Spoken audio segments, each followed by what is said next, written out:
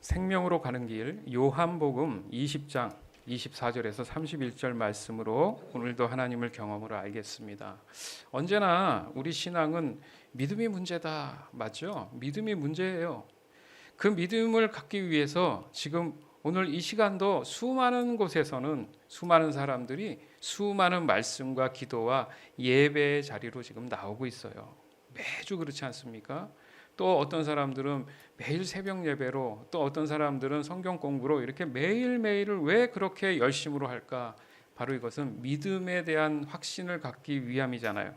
그럼에도 불구하고 왜 이 믿음이라는 것이 참 어렵게만 여겨질까? 한번 생각해 볼 필요가 있겠죠. 그랬을 때 믿음의 반대말이 과연 뭐냐? 그럼 불신이잖아요. 그럼 과연 불신은 어디서 왔는가? 성경에 보니 의심에서 출발을 했더라는 거예요. 의심에서. 창세기 3장 1절에서 7절. 뱀은 주 하나님이 만드신 모든 들짐승 가운데서 가장 간교하였다. 뱀이 여자에게 물었다. 하나님이 정말로 너희에게 동산 안에 있는 모든 나무의 열매를 먹지 말라고 말씀하셨느냐? 여자가 뱀에게 대답하였다. 우리는 동산 안에 있는 나무의 열매를 먹을 수 있다. 그러나 하나님은 동산 한가운데 있는 나무의 열매는 먹지도 말고 만지지도 말라고 하셨다. 어기면 우리가 죽는다고 하셨다. 뱀이 여자에게 말하였다. 너희는 절대로 죽지 않는다. 하나님은 너희가 그 나무 열매를 먹으면 너희의 눈이 밝아지고 하나님처럼 되어서 선과 악을 알게 된다는 것을 아시고 그렇게 말씀하신 것이다. 여자가 그 나무의 열매를 보니 먹음직도 하고 보암직도 하였다. 그뿐만 아니라 사람을 슬기롭게 할 만큼 탐스럽기도 한 나무였다. 여자가 그 열매를 따서 먹고 함께 있는 남편에게도 주니 그도 그것을 먹었다. 그러자 두 사람의 눈이 밝아져서 자기들이 벗은 몸인 것을 알고 무화과 나뭇잎으로 치마를 엮어서 몸을 가렸다. 네. 그러니까 인류의 의심이 여기서부터 시작된 것이 아닌가 봅니다. 그러니까 적어도 여기서 등장하는 뱀은요, 하나님이 어떤 분인지 이미 경험했다라는 사실이 보이죠. 그런데 더 분명한 게 뭐냐면 먹지 말라고 선악을 알게 한 그 나무의 열매, 그 이름처럼 그것을 따 먹으면 선과 악을 알게 된다라는 의미가 뭐냐면 이 죄에 대한 게 들어온다, 그 얘기란 말이에요. 그렇지 않습니까? 그러니까 결국 그렇게 되면 죽는다. 그러니까 하와 입장에서 죽는다는 입장에 대한 것이 개념이 정확치 않았어요. 이해가 안 갈 수 있죠. 죽는다라는 말 때문에 섬찟한 거죠. 죽는 게 무엇인지 모르지만 안 좋은 건가? 하고 의심을 하는 거예요. 그래서 하나님과의 관계에 대한 그 중요성을 생각할 때 볼 때 그것이 더 중요한 게 아니라 내 생명이, 내 지금 육체가 죽는다라는 생각이 먼저 들었던 거예요. 그러나 하나님은 그것이 중요한 게 아니라 하나님과의 관계에 있어서 영적인 부분, 영이 죽어서는 안 된다는 얘기죠. 그러니까 그 뱀의 말은 육이 죽는다라는 의미로 자꾸 부여를 한 거예요. 그러니까 함정을 판 거죠. 근데 이 뱀이 들짐승 중에 가장 간교하다는 표현을 했습니다. 그렇죠? 여기서 들짐승이라는 게 우리가 일반적으로 아는 그런 짐승들 그런 게 아니라 영적인 존재 중에서 그 악한 영들, 이미 타락한 그 영들 중에도 가장 그 위에다. 그건 뭡니까? 바로 사단이에요. 즉 원래 창조했을 때에 가장 뛰어난 지혜를 가진 그런 모습을 갖춘 뱀의 어떤 그 모습이었는데 원래는요. 그래서 예수님이 나중에는 뱀처럼 지혜롭게 해라 뭐 이런 말씀도 있지 않습니까? 자, 그렇듯이 그 지혜로 인해서 하나님의 자리를 위협하게 됩니다. 그러니까 그것을 본 하나님께서 그들에게 구원 없는 지옥행을 선고하게 된 존재들이에요. 하지만 어떻습니까? 오늘날 지금까지도 인류에게 아직도 그들로 인해서 미혹과 유혹으로 이 믿는 사람들에게 늘 그 영이 죽도록 한다는 거예요. 즉 여자를 그렇게 미혹했던 방법으로 그 육신의 안락함을 강조함으로 인해서 영을 자꾸 죽게 만든다는 거죠. 우리의 일상 속에 어떤 일이 그럼 벌어지는가 좀 더 쉽게 생각을 해보면 거미줄과도 같은 거예요. 거미가 구석에 이렇게 거미줄을 쳐놓지 않습니까? 그럼 날아가던 어떤 벌레들이 거기가 이렇게 지나가다가 잡히잖아요. 그러면 점점 더 움직일수록 이게 못 움직이게끔 조여든단 말이에요. 사단 마귀는 그렇게 우리를 조이고 있다는 거예요. 그리고 그들의 소나기에 넣고 그들의 길을 가게끔 한다는 겁니다. 그래서 이 뱀이 말한 이 죽는다는 의미, 이 죽는다는 이 함정에 대한 것들을 우리가 영적으로 깨달아야 될 필요가 있다는 거예요. 다시 말씀드리지만 핵심이 뭡니까? 내 안에 영이 죽어서는 안 된다는 얘기예요. 우리가 육신의 껍데기로 사는 게 아니라 더 중요한 것은 영이 살아야 된다는 것이 지금 강조점인데, 그래서 지금 우리가 계속 끊임없이 모여서 기도하고 하나님을 찾고 하나님을 알기 원합니다, 경험하길 원합니다 하는 이유가 우리의 영을 살리기 위한 거예요. 그리고 그 영을 유지하기 위한 거, 지키기 위한 거란 말이에요. 따라서 영이 죽으면 육은 당연히 죽는 거죠. 그러면 영원한 지옥불에 들어간다. 그러나 영이 살면, 육신은 일시적으로 죽을 수 있습니다. 그러나 그 영은 새 생명을 얻어서 거듭난단 말이에요. 그럼 하나님과 영원한 삶을 살아가는데, 거기에 보너스로 우리의 육도 하나님이 원하시는 새로운 모습으로 거듭나서 무덤에서 일으켜서 하나님께서 다 이끌고 올라가신다라고 말씀을 하고 계신 거예요. 한번 생각해 보세요. 사람들이 100이면 100사람 모두 건강해야 됩니다. 본인들 막 건강들 되게 관심이 많지 않습니까? 왜 그럴까? 죽을 때까지 누워있지 말고 좀 이렇게 건강한 모습으로 할 일도 해가면서, 그죠? 그런 유지할 수 있는 그런 마음들이 있기 때문에 그렇단 말이에요. 거기에는 장수에 대한 비결도 포함되어 있잖아요. 그래서 어떻습니까? 수많은 방법으로 몸 관리하는 것들에 대해서 얼마나 쏟아져 나오는지 모릅니다. 요즘 근래 들어와서 심지어 어떤 일이 있어요. 암 걸린 사람들 정말 지푸라기라도 잡는 심정 아니겠어요? 어떻게든 좀 치료를 받고 싶은데, 그래서 이제 강아지 구충제까지 지금 난리가 났잖아요. 사재기를 해가지고요, 동의난 상태입니다. 별일이라는 거죠. 왜요? 살기 위해서. 그래서 생각해 보면 육신의 삶을 살아가는 사람들은 그 육신의 죽음이 언젠가 오기 때문에 그 시간 안에 어떻게 해요? 올인한다는 거죠. 벌었던 거 다 까먹더라도 내 육신이 건강해지기를 원한다는 거죠. 성경은 그러지 말라는 게 아닙니다. 성경 안에도 자기 몸을 잘 관리하라는 거예요. 그 말씀이 있어요. 근데 그거보다 더 중요한 게 뭐냐 하면 바로 영적인 관리라는 거예요.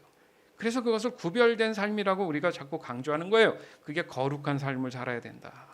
그러니까 아무리 육신이 건강해도 마음이 건강하지 않으면 어떻습니까? 결국 그 몸도 나중에는 피폐해지더라는 거예요. 하지만 육신이 좀 약해도요, 마음이 건강한 사람들은 점차적으로 좋아지는 경우가 많아요. 그러니까 육신의 삶도 이런 관리들에 대해서 너무 잘 알고 있지 않습니까? 그러나 이러던 저러던 육신의 끝은 뭡니까? 사망이에요. 죽는 거예요. 영원한 지옥불로 간다는 거예요. 그럼 과연 우리는 어떠한 세월의 가치를 두고 살아갈 것이냐? 오직 했으면 하나님의 독생자 그 아들 되시는 예수님을 이 땅 가운데 보내셨냐 이거예요. 그만큼 이것은 굉장히 중대한 문제입니다. 목숨 걸고 깨달아야 될 문제라는 거예요. 즉 죽음으로 모든 것을 마감할 것인가, 아니면 지금 이 순종으로 인해서 영원한 생명을 얻을 것인지에 대한 이 문제를 다루는 것이 지금 우리가 고민하는 신앙의 문제라는 겁니다. 요한복음 5장 24절. 내가 진정으로 너희에게 말한다. 내 말을 듣고 또 나를 보내신 분을 믿는 사람은 영원한 생명을 가지고 있고 심판을 받지 않는다. 그는 죽음에서 생명으로 옮겨갔다. 아멘. 그는 죽음에서 생명으로 옮겨갔다. 예수님이 역사적인 인물입니까 아닙니까 했을 때 역사적인 인물입니다. 그럼 여러분들 알렉산더 대왕이 역사적 인물이 아니에요. 그것은 우리가 역사 시간에 배웠다고 그 사람이 실존한다고 배웠다고 해서 증거가 됩니까? 그 사람은 왜 있다고 믿죠? 나폴레옹이 있다고 어떻게 믿죠? 예수님도 그 당시에 동일한 시대에 살았던 그런 분이에요. 그리고 그 역사적 사실들이 흔적처럼 남아 있습니다. 따라서 이 죽음에서 생명으로 옮길 수 있는 그 조건을 지금 말씀하신 거예요. 뭐죠? 내 말을 듣고 또 나를 보내신 분을 믿는 사람이 조건이라는 거예요. 내 말이라는 건 뭡니까? 예수님의 말씀이잖아요. 근데 안 들려요. 귀가 있어도 듣질 않아요. 그리고 예수님을 보낸 분이 누굽니까? 하나님이시잖아요. 하나님을 과연 믿는가? 하나님의 살아계심을 믿는가? 믿을 생각조차 안 하는 경우가 너무 많다는 거예요. 왜 그럴까? 눈에 보이는 것만 믿는다는 거죠. 자신의 유익이 되는 것만 관심이 있기 때문에 그것만 듣고 보고 싶은 거예요. 보면 그래요. 그러나 듣고 믿는 사람들은 어떻게 된다고요? 영원한 생명을 갖게 된다. 그들에게는 심판이 없다. 누구나 다 심판대에 쓴다는 거예요. 그러나 그들에게는 통과합니다. 왜요? 이미 구원받았으니까. 그리고 더 중요한 게 뭡니까? 죽을 수밖에 없었던 내 영이 이제는 살아나서 영원한 생명으로 씨지는 것이다. 예수님이 그것을 샘플로 보여주신 거예요. 육신의 삶이 죽었지만 부활하심.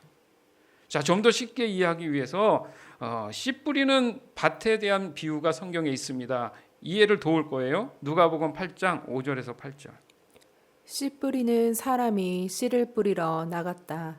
그가 씨를 뿌리는데 덜어는 길가에 떨어지니 발에 밟히기도 하고 하늘의 새들이 쪼아먹기도 하였다. 또 덜어는 돌짝밭에 떨어지니 싹이 돋아났다가 물기가 없어서 말라버렸다. 또 덜어는 가시덤불 속에 떨어지니 가시덤불이 함께 자라서 그 기운을 막았다. 그런데 덜어는 좋은 땅에 떨어져서 자라나 100배의 열매를 맺었다. 이 말씀을 하시고 예수께서는 들을 귀가 있는 사람은 들어라 하고 외치셨다. 아멘. 이해가 좀 안 될 수 있죠. 네. 제자들도 그 당시에 마찬가지였습니다. 좀 더 보겠습니다. 이어서 누가복음 8장 9절에서 15절. 예수의 제자들이 이 비유가 무슨 뜻인지를 그에게 물었다. 예수께서 대답하셨다. 너희에게는 하나님 나라의 비밀을 아는 것을 허락해 주셨다. 그러나 다른 사람들에게는 비유로 말하였으니 그것은 그들이 보아도 보지 못하고 들어도 깨닫지 못하게 하려는 것이다. 그 비유의 뜻은 이러하다. 씨는 하나님의 말씀이다. 길가에 떨어진 것들은 말씀을 듣기는 하였으나 그 뒤에 악마가 와서 그들의 마음에서 말씀을 빼앗아 가므로 믿지 못하고 구원을 받지 못하게 되는 사람들이다. 돌짝밭에 떨어진 것들은 들을 때에는 그 말씀을 기쁘게 받아들이지만 뿌리가 없으므로 잠시 동안 믿다가 시련의 때가 오면 떨어져 나가는 사람들이다. 가시덤불에 떨어진 것들은 말씀을 들었으나 살아가는 동안에 근심과 재물과 인생의 향락에 사로잡혀서 열매를 맺는 데 이르지 못하는 사람들이다. 그리고 좋은 땅에 떨어진 것들은 바르고 착한 마음으로 말씀을 듣고서 그것을 굳게 간직하여 견디는 가운데 열매를 맺는 사람들이다. 아멘. 좀 더 믿음에 대한 쉬운 예수님께서 설명하신 내용이에요. 자, 어떻게 하면 하나님의 말씀이 들리고 순종할 수 있을까? 오늘 본문에도 마지막 절에 그 말씀이 있어요. 즉 믿고 그 이름을 힘입어서 생명을 얻게 된다면, 또 믿음에 대한 얘기를 할 수밖에 없는 겁니다. 바로 예수님이 하나님의 아들이시며 구세주이신 그리스도라는 역사적 사실을 내가 믿음으로 받아들이는 거예요. 그래서 이 목적을 위해 요한복음이 기록되어 있다라고 지금 말씀하는 겁니다. 볼까요? 요한복음 20장 31절. 오직 이것을 기록함은 너희로 예수께서 하나님의 아들 그리스도이심을 믿게 하려 함이요 또 너희로 믿고 그 이름을 힘입어 생명을 얻게 하려 함이니라. 아멘. 그러니까 모든 복음서나 성경에 동일한 목적들입니다. 그러나 좀 더 정확하게 이것이 쓰여진 목적이다라고 언급한 이 요한복음은 우리가 좀 반복해서 묵상할 필요가 있다라는 거예요. 그러면요, 지금은 잘 몰라도 성령님께서 나의 믿음을 일깨워 주시는 상당히 유익한 그런 말씀인 거예요. 우리가 말씀을 안 봐서 그렇잖아요. 들음에서 믿음이 나니까. 저 같은 예를 들어보면 한 번은 그런 경우가 있었어요. 요한복음에 대한 것들을 좀 더 하나님께 깊이 들어가기 위해서 일주일 동안 매일 두 끼를 금식하면서 하루에 요한복음을 3장씩 이렇게 완독을 해가면서 끝나면 1시간 동안 기도하고 이런 기억이 납니다. 왜요? 좀 더 이 믿음에 대한 확고함을 갖기 위해서, 하나님을 알기 위해서 몸부림을 친 거죠. 예, 어떻게 했어요? 하나님께서 저에게 기름 부어줬죠. 살아계신 하나님이 정말 내 안에 들어오고 담겨주심을 확실하게 경험하는 시간이 됐단 말입니다. 즉 예수님을 믿음으로 생명을 얻게 되기 위한 이 역사적 사실에 대한 것들을 요한복음은 지금 기술하고 있는 거예요. 그만큼 요한복음에서는 믿는다, 이 믿는다라는 단어가 90번 이상 언급됩니다. 그만큼 중요하다는 의미겠죠. 그리고 믿는다는 표현을 또 다른 표현으로 거한다라는 표현도 사용했어요. 즉 믿음은, 잘 들으십시오, 믿음은 내 마음에 담겨지게 된다라는 뜻이 정확한 표현이에요. 거기에 나는, 그러니까 내 마음에 그릇 같은 게 있는데 예수님을 거기에 담는다라는 그런 그 의미, 표현이 된다는 거죠. 왜냐하면 예수님 자체가 믿음이시고 그 믿음 안에 뭐가 있다고요? 생명이 있으니까. 그래서 예수님이 뭐라고 하셨죠? 내가 곧 길이요 진리요 생명이다, 이렇게 말씀을 하신 겁니다. 또한 예수님을 교회와 연관성 있는 설명을 한단 말이에요. 바로 그 생명체, 생명을 설명하기 위해서 아주 적절한 게 교회의 어떤 모양이라는 거죠. 바로 그것이 거듭난 구별된 삶에 대한, 지금 이 땅 가운데 우리가 그 하늘나라 천국을 바라볼 수 있는 모형처럼 느껴질 수 있는 것이 이 교회의 어떤 생명 있는 형태란 말이죠. 즉 무슨 말이냐면 교회 생활이 건전하고 성경적인 어떤 신앙생활에 대한 그 신실함이 있는 사람들은 그만큼 그 생명에 대한 그 영적인 것이나 육적인 것이 건강한 상태를 유지하고 살아가고 있기 때문에 하나님의 은혜가 늘 그 사람을 따라다닌다는 얘기입니다. 그래서 영육간에 늘 강건하기를 우리가 기도하는 이유가 거기 있는 거예요. 다시 정리해 보면 예수님을 믿는다고 한다면 예수님이 그 육신의 죽음의 저주를 넘어서 부활하셨잖아요. 그래서 새롭게 거듭난 것처럼 나 또한 예수님이 우리 안에, 내 안에, 믿음 안에 들어오게 되면 바로 나도 예수님처럼 거듭난 생명으로 살아가게 된다, 이겁니다. 따라서 예수님이 안 계시면 믿음도 생명도 얻을 수가 사실은 없는 거예요. 내가 돈을 많이 준다고 해서 얻는 게 아니에요. 교회 생활 오래 했다고 얻는 게 아니라 내가 하나님과의, 또 예수님과의 관계에서 예수님을 내가 내 안에 받아들일 때에 그것이 가능하다는 얘기입니다. 그래서 오늘 본문에서도 예수님이 제자인 사도 도마를 통해서 이 믿음의 문제에 대해서 해결책을 말씀하고 계세요. 요한복음 20장 24절에서 25절. 12 제자 중에 하나로서 디두모라 불리는 도마는 예수께서 오셨을 때 함께 있지 아니한지라. 다른 제자들이 그에게 이르되 우리가 주를 보았노라 하니 도마가 이르되 내가 그의 손에 못자국을 보며 내 손가락을 그 못자국에 넣으며 내 손을 그 옆구리에 넣어보지 않고는 믿지 아니하겠노라 하니라. 네. 그러니까 죽음에서 생명으로 가는 길은 오직 예수 그리스도를 내 마음에 담는 것이다. 이게 정답인데 그것이 그 믿음을 담는 일이라고 하는데 이 도마 입장에서는 상당히 이성적으로 보이는 거예요. 그러다 보니까 도마는 예수님의 부활이 믿어지질 않는 거예요. 왜? 언제 뭐 그런 것을 듣지도 못했고 보지도 못한 일인데 다른 사도들이 그렇게 보았다고 얘기하는데 도저히 이게 믿어지지 않습니다. 더 정확히 얘기하면은 도마는 믿고 싶은 거예요. 사실은 그랬으면 좋겠죠. 그런데 자기 자신 안에 어떤 인간의 이성적인 것에 대한 갈등 속에서 그 믿음을 담는 것에 확실한 증거가 필요했던 거예요. 좀 더 보여주세요. 나는 진짜 믿고 싶은데 이게 답답합니다. 이건 어떻게 보면 사람들의 보편적인 성향이에요. 누구나 의심할 수 있는 거죠. 그렇지만 분명히 함께했던 제자들, 대다수의 사람들이 예수님의 살아계심을 눈앞에서 봤고 대화를 나눴습니다.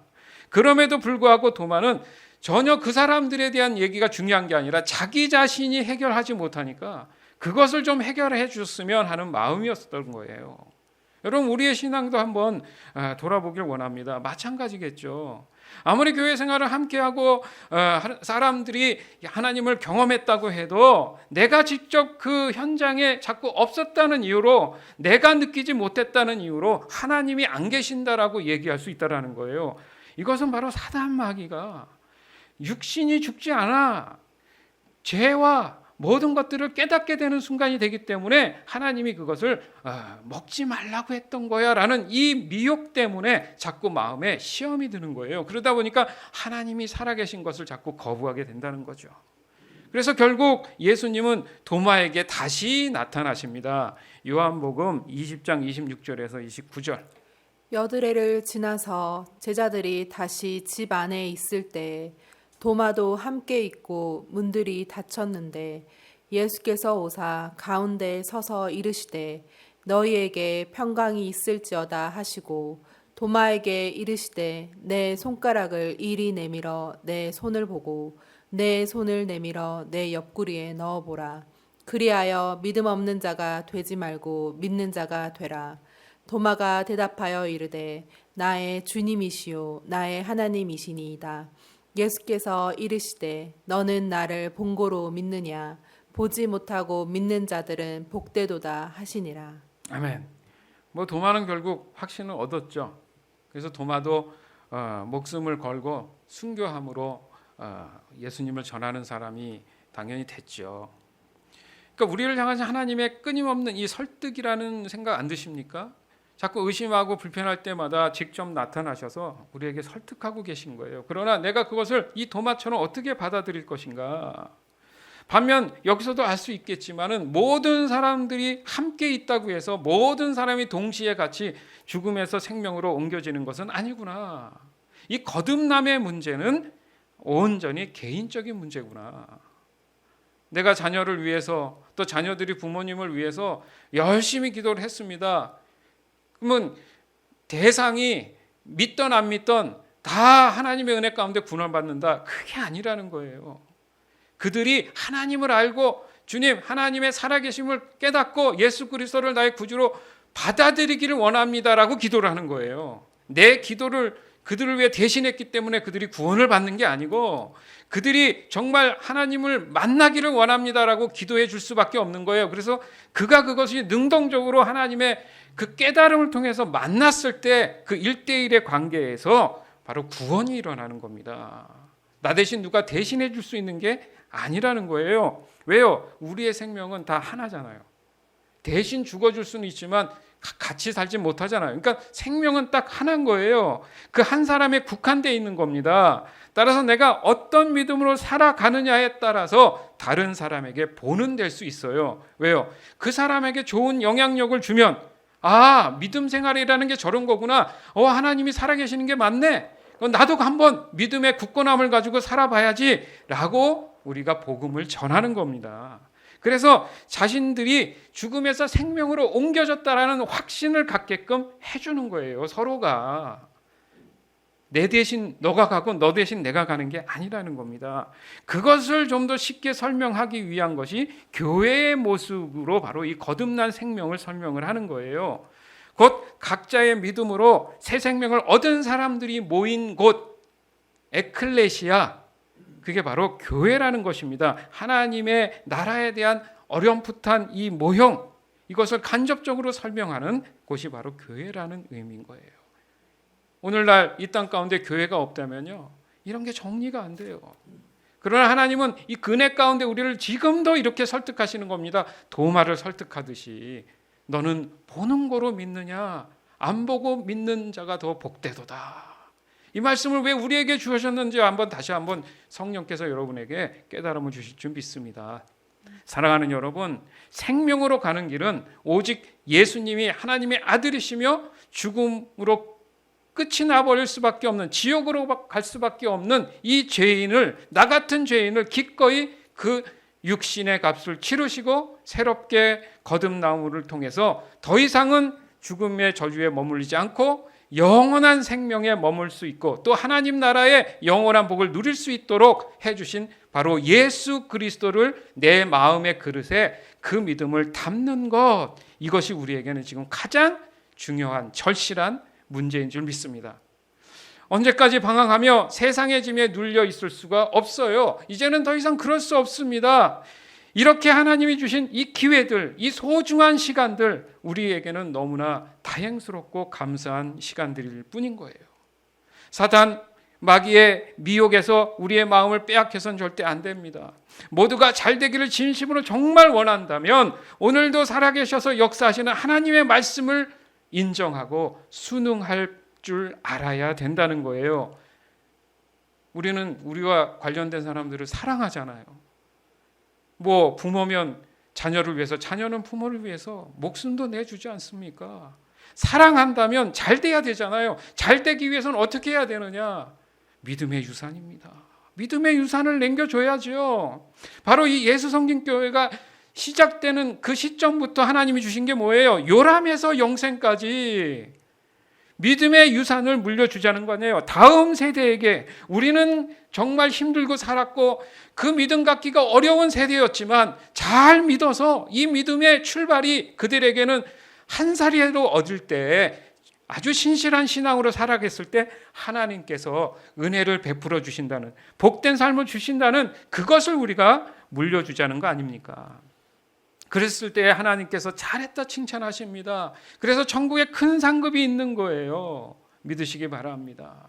이것을 통해서 우리가 어떻게 살아가야 될지, 우리의 인생, 지금 오늘 이 순간을 어떻게 내가 살아가야 될지를 분명히 믿음으로 받아들이시길 주님의 이름으로 축원합니다.